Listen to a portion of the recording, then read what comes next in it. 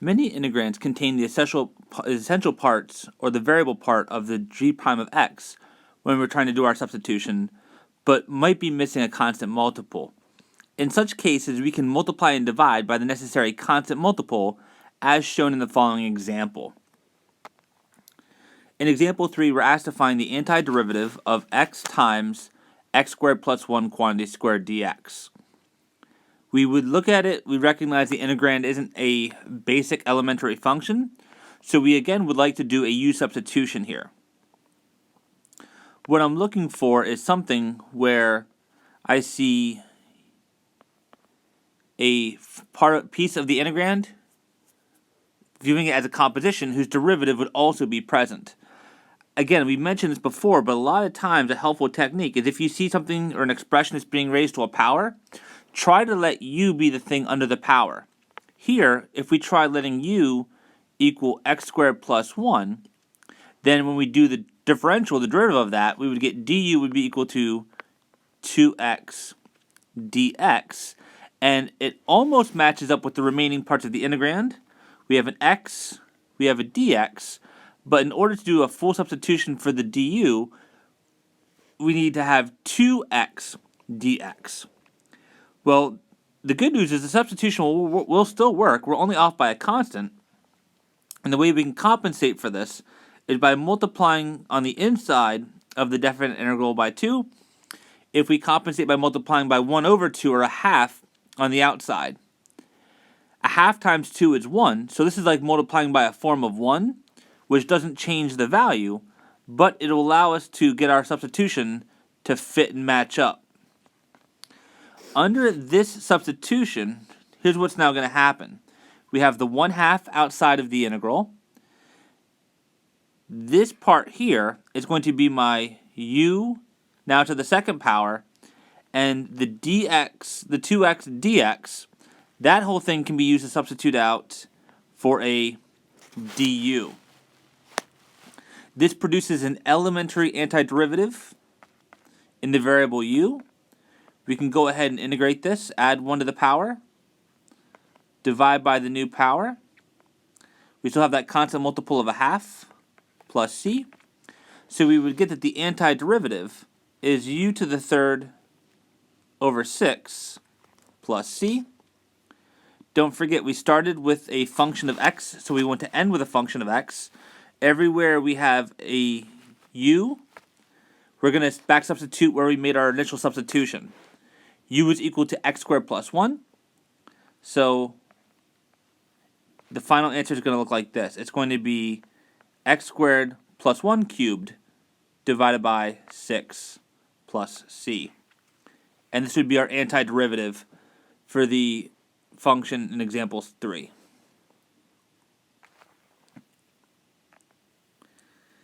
The change of variables, we've been kind of using this implicitly the entire section.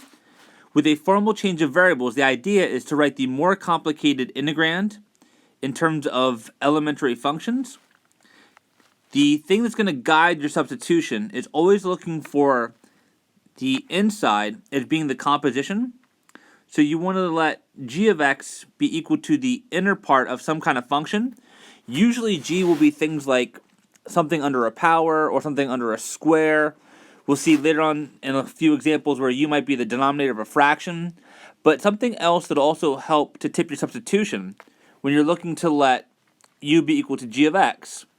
In addition to seeing something as the inside of some other function, the other thing that's going to tell you that your substitution is going in the right direction is that you would also look to see somewhere in that integrand the derivative of that inner function. So we're looking for a function of the form f composed of some function g of x, where we also have g prime of x dx.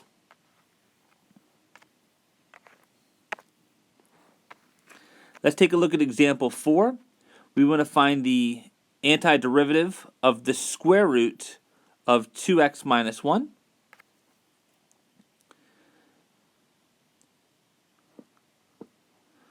So here we do kind of see this as a composition. We can think of this as the function 2x minus 1 being composed with the square root function. Let's let u be the part under the radical.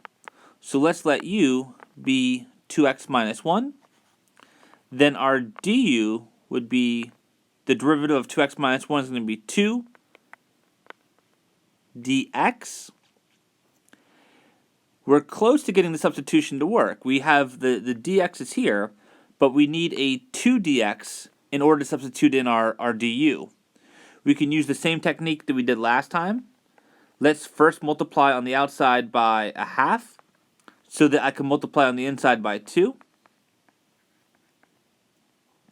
With that extra factor of 2 on the inside, the 2 dx, that will allow us to substitute our du in, and then this just becomes the square root of u du. We can do this antiderivative. We can rewrite it first of all as u to the 1/2 du. Can now use the power rule. If I add 1 to the power, 1/2 plus 1 is 3/2. I would then divide by that new power. Dividing by 3/2 is the same thing as multiplying by 2/3 plus c. Factors cancel. So we get that the antiderivative is 1/3 u to the 3/2 plus c. The only thing that's left to do is let's back substitute. Everywhere we see a u, we need to put 2x minus 1.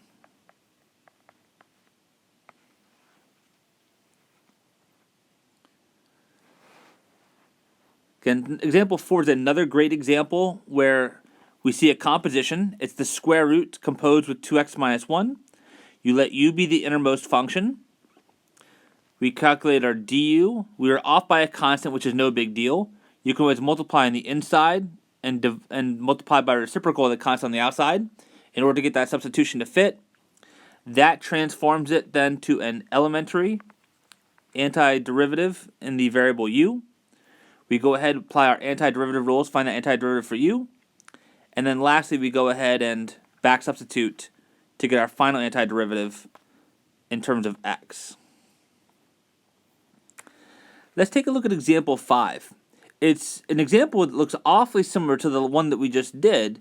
The only difference, though, is now we have this additional x that's on the outside of the square root, and that will change things substantially. So we look at example 5. We're trying to find this antiderivative.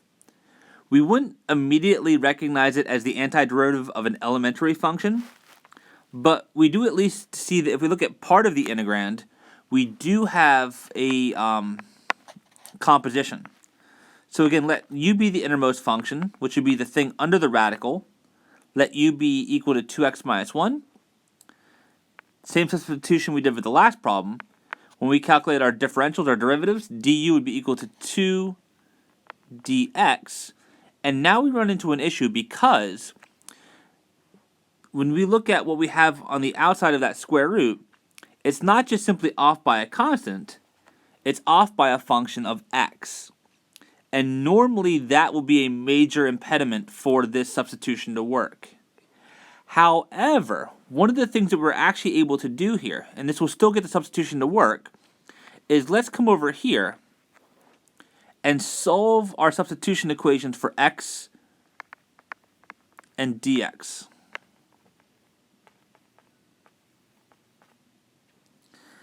With this first equation, if I solve u equals 2x minus 1 for x, I would add 1 and divide by 2, and that would tell us that x is going to be equal to u plus 1 over 2.